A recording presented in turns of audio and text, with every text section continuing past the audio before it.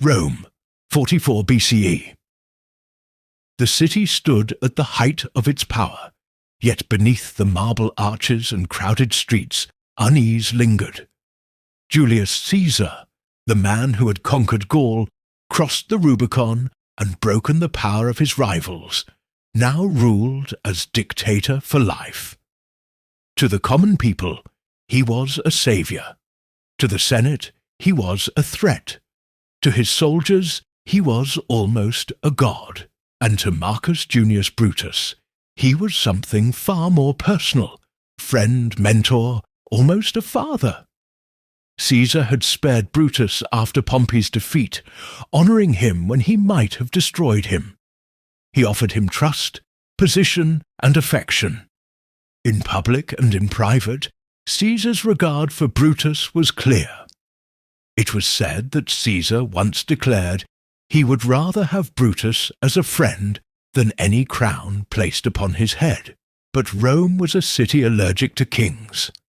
Its people had driven out monarchs centuries earlier and sworn never again to bow to one man. Every gesture of Caesar's power, every law bent, every honour seized, felt to many like the return of a crown in all but name. And the Senate, steeped in tradition and jealous of its power, began to whisper. Caesar's ambition was no longer a rumour. It was a threat. In the midst of this growing tension, Brutus found himself torn. He was a man of principle, a descendant of the very founder who had expelled Rome's last king. His lineage carried the weight of the Republic itself. And yet he loved Caesar. He owed him his life. For Brutus, loyalty and duty were no longer aligned. They were at war. Into this conflict stepped Cassius. Sharp, manipulative, and bitter toward Caesar, Cassius whispered that Rome's liberty was at stake, that Brutus was the only one noble enough, respected enough, to act. "Will you let Caesar undo the republic your ancestors built?" he asked. The argument gnawed at Brutus.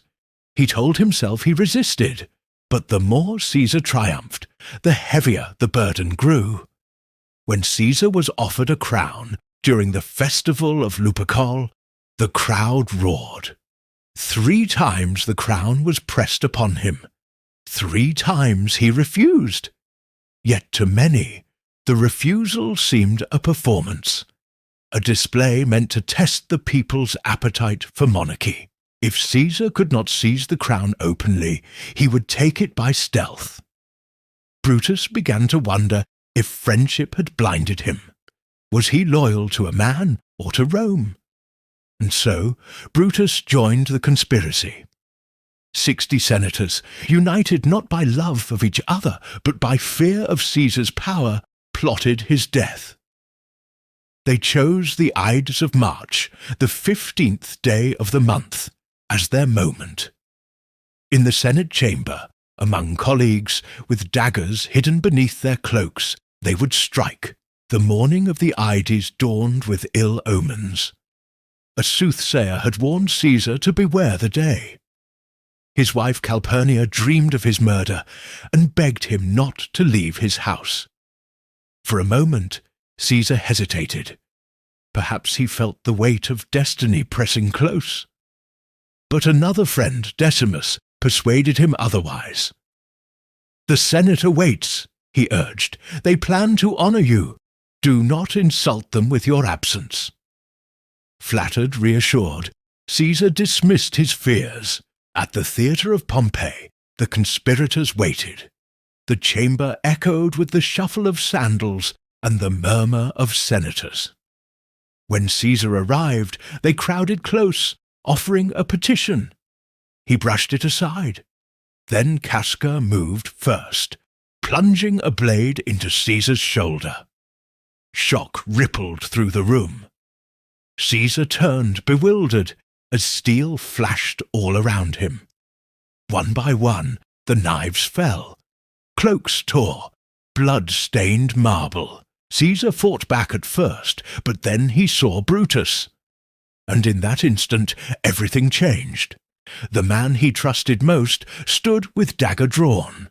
To some accounts, Caesar's final words were not anger, but despair. "Et tu, Brute," he whispered. "You too, Brutus." With that, resistance drained from him. He pulled his toga over his head, and 23 wounds later, the great dictator lay dead at the base of Pompey's statue. Ironically, his old rival. The conspirators spilled into the streets, crying that Rome was free, that the tyrant was gone. But instead of cheers, they were met with silence, then confusion, then rage. For all his power, Caesar had been beloved by the masses. He had fed them, entertained them, rewarded his soldiers, and promised them wealth. His death was no liberation. It was a wound. At his funeral, Mark Antony turned that wound into fury. Holding Caesar's torn and blooded cloak aloft, he showed the people where each conspirator had stabbed. He named Brutus. He named Cassius. He roused the crowd not to gratitude, but to vengeance. Rome erupted into riot and civil war. The conspirators fled, raising armies in the east, but fate had already chosen its victor. At Philippi, Brutus and Cassius were defeated by Antony and Octavian, Caesar's heir. Cassius fell on his own sword rather than face capture. Brutus followed soon after, taking his own life. The republic they claimed to defend did not rise again. Instead, Octavian became Augustus, Rome's first emperor. And so what was meant to preserve liberty ended it. The blade meant to save the republic cut its throat instead. Caesar and Brutus remain bound together in history, not as father and son, not as friends, but as betrayer and betrayed. To some, Brutus is a patriot, sacrificing love for principle. To others, he is the traitor who struck his benefactor down. But perhaps the truest tragedy is this. Brutus loved Caesar, and yet believed Rome more deserving of his loyalty.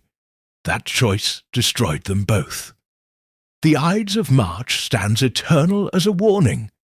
That ambition breeds fear, that friendship can be broken by power, and that betrayal by those we trust cuts deepest of all. In our show, we have shown how even in ancient Rome, bullying existed in many forms.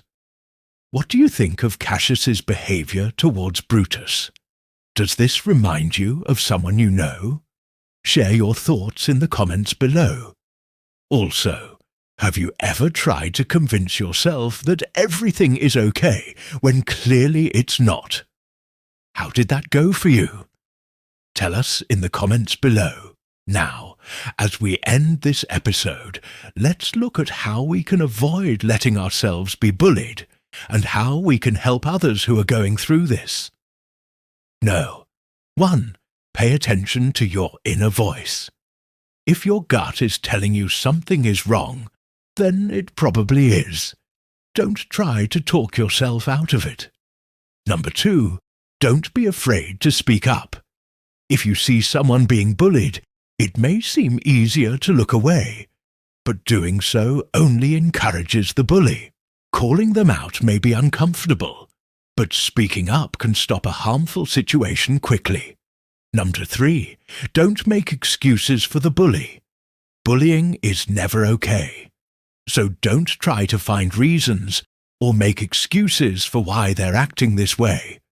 4. Don't be afraid to seek help. If you're being bullied, don't hesitate to reach out for assistance.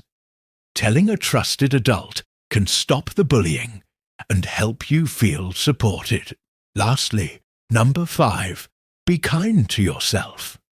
If you've experienced bullying, know that it's not your fault. Be patient and kind to yourself as you heal and move forward. Remember, you deserve kindness and respect. If you want to keep learning about ancient history, stay tuned for more videos about ancient Rome. Thanks for watching. See you next time.